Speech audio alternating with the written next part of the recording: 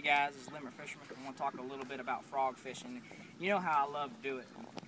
There's really probably about 3 different types of frog fishing.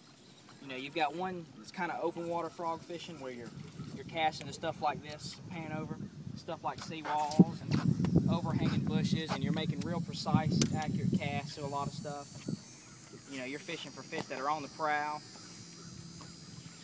And then you've also got the frog fishing where you're fishing heavy matted hydrilla, milfoil, especially milfoil, lily pads. Whether you're using a frog like this or something like a zoom horny toad or anything like that. But those are the main types of frog fishing. Either way, you want to choose your line very carefully. A lot of it has to do with the cover you're using. I like braid in about any situation. I like it when I'm doing this open water stuff too. You know, for a couple reasons, and really the main ones is because I don't have to worry about retying. I don't have to worry about it breaking. You might have to worry about a knot slipping with braid, but really the high quality stuff, if you tie a good knot, it's going to last for you. You're going to be all right. Another thing is pound test. Mono. I know some people all talk about mono. A lot of people use mono. It's not the deal, man. If you ever get one around one of these docks, they get you around one of these steel pillars or something, they can cut your line. I don't have to worry about, no matter what I'm banging up against, I don't really have to worry about retying, nothing. I can go through a whole day. It keeps me more efficient, more active in my fishing. I don't have to worry about it. Another thing, no stretch. With mono, it has so much stretch. I mean, these are big hooks on these frogs. It's a big, thick hook.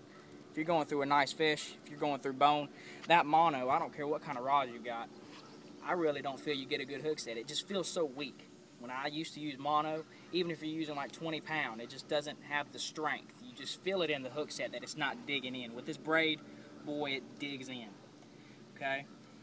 So as far as pound test, if I'm fishing a lot of this open water stuff, if I'm making real accurate casts, I use a lot of 40, 30, 40, 50 at the most, because I use a lot of these. This is actually the senior, Bro Bonsai Senior. I use a lot of the junior. Make sure you don't get a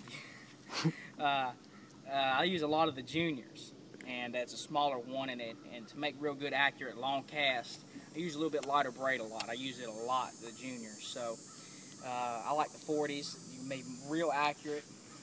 The only time I really go any more than about 50 with frog fishing, if I actually wanted to change it out and do it, which I normally don't, is when I'm fishing real heavy stuff like hydrilla. I was on Guntersville earlier this year. And if there wasn't a really good frog bite for me personally, but if there is, especially in the fall, there is a lot like that, you know, 65 to 80 pound braid is what you want to use with it. Look at them going. So that's about all you need to know for your line choices. Make sure, a lot of times, like I said, you can't go wrong with 40 pound braid. It just works magic. It's good enough, it's going to hold up well, it's good and strong, but it's not too thick. I have this actually on 65 because I changed rods, and I can tell even with this senior, it's just a little harder to cast. I can't make quite as accurate or a longer cast, and I just really like 40. So the next time you're out, I'm going to do some open water frog fishing, pick you up some 40 pound test braided line.